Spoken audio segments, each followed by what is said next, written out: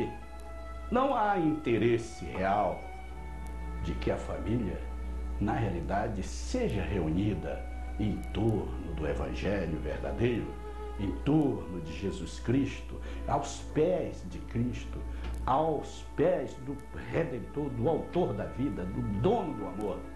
Não, não há. Porque ali reina Satanás. E é uma religião fácil. É muito mais fácil ser de lá do que ser daqui.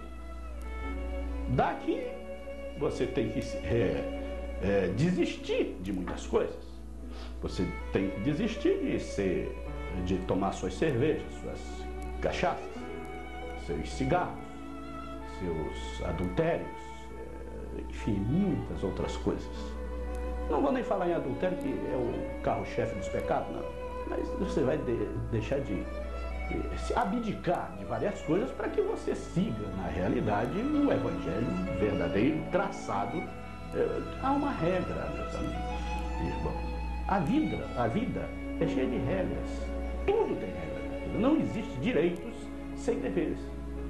Você nunca será salvo sem cumprir a tua obrigação com Cristo. A salvação é de graça. É de graça. É de graça porque tu não merece ser salvo, tu é pecador. Mas você precisa ser correto com Jesus Cristo, o autor da salvação. Não ficar numa religião fácil, onde você não precisa abdicar de nada, se eximir de algumas coisas. Não. Você quer ir para uma religião onde você faz tudo aquilo, mas se diz salvo. E é lá que acontece isso. Chama-se a religião de cima do muro. Você não está lá e nem está aqui. É como dizem na minha terra, você acende uma vela para Deus e outra para o diabo. É assim que acontece. E o tal encontro de família, não houve nenhum. E as famílias estão por aí. Você quer ver como é que está a família hoje em dia?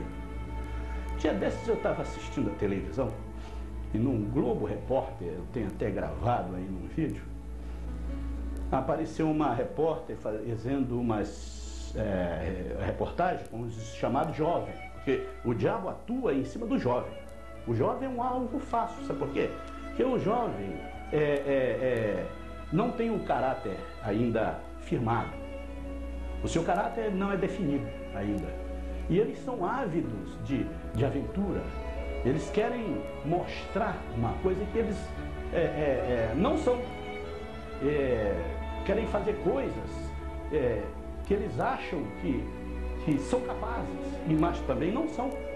Então, eles se atiram, são atirados. Então, o diabo se aproveita disso e vai levando eles assim com a barriga, como se diz. E essa repórter perguntou a um garoto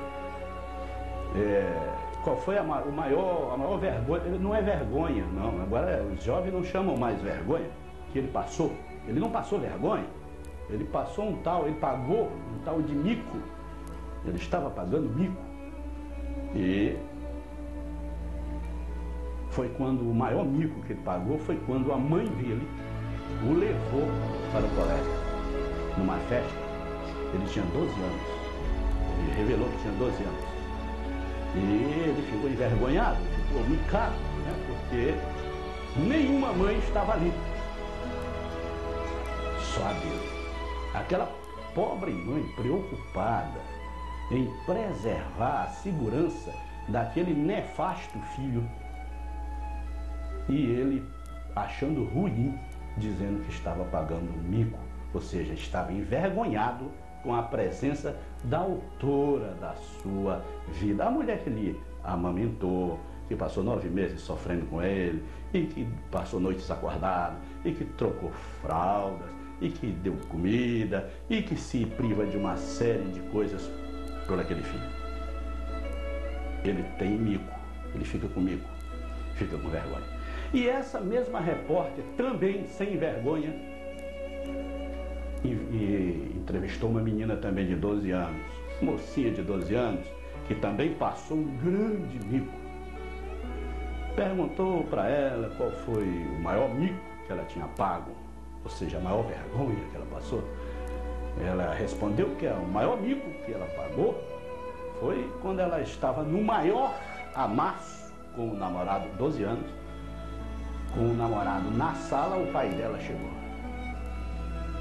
12 anos, se amassando na sala com o namorado. É por isso que o mundo está cheio de crianças por aí, sem pai. Porque essas meninas de 12, 11, 14, 15, ficam se amassando à torta e à direita e largando os filhos por aí, que crescem sem estudo, sem alimentação e principalmente sem Deus no coração, sem Cristo Jesus.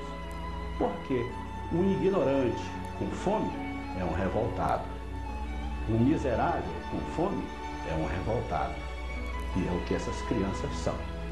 E o culpado são essas meninas que pagaram mico e que estavam sendo amassadas, estavam se amassando, estavam no maior amasso. Ela pagou aquele mico com aquele maior amasso naquele dia, o pai dela. Eu não sou contra ninguém se amassar, amasse-se à vontade. Mas existe época para os amassos, existem as pessoas certas para os amassos, existem as coisas que são encaminhadas até para o amasso.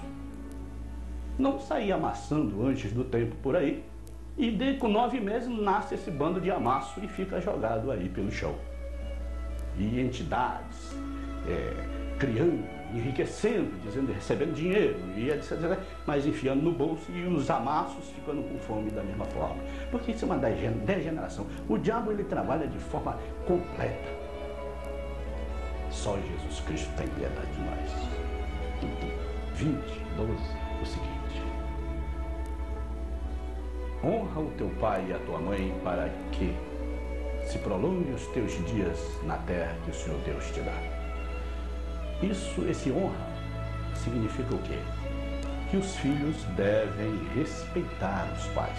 Existe uma hierarquia entre pai e filhos. Hoje em dia, ninguém respeita mais pai, nem mãe.